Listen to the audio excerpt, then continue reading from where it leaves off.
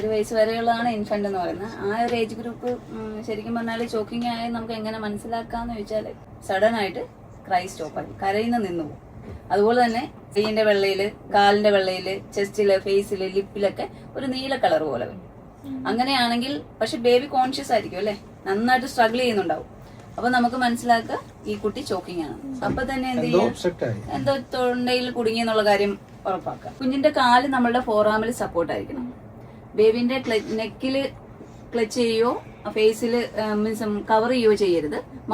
ചിന്നില് support ചെയ്യാം. അപ്പൊ mouth open ആയിരിക്കണം, കാരണം ഉള്ളിലുള്ള സാധനം പുറത്തേക്ക് വരണം. നമ്മുടെ തൈയില് സപ്പോർട്ട് ചെയ്യാം. ഹെഡ് എപ്പോഴും ചെസ്റ്റ് ലെവലിന് താഴെ ആയിരിക്കണം. ഓക്കെ, എന്നിട്ട് എന്ത് ചെയ്യാം, നമ്മുടെ കൈന്റെ അടുത്ത കൈയുടെ ഹീൽ യൂസ് ചെയ്തിട്ട് ബേബിന്റെ 2 ഷോൾഡർ ബ്ലേഡിന് നടുക്കായിട്ട് 5 പ്രാവശ്യം സ്വാപ്പ് ചെയ്യാം.